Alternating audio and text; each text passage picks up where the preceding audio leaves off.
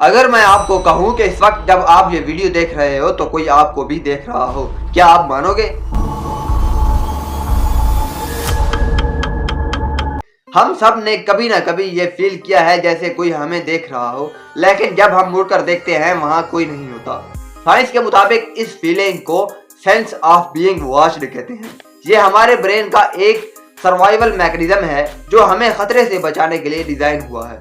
लेकिन कुछ लोग कहते हैं कि ये सिर्फ दिमाग का इल्यूजन नहीं बल्कि कुछ और भी हो सकता है।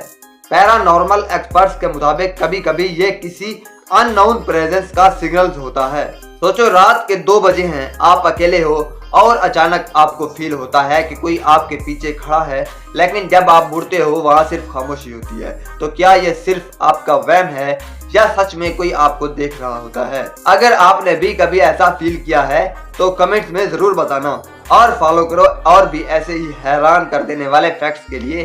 वीडियो अच्छी लगी हो तो वीडियो को लाइक करो और चैनल को सब्सक्राइब करना ना भूलना।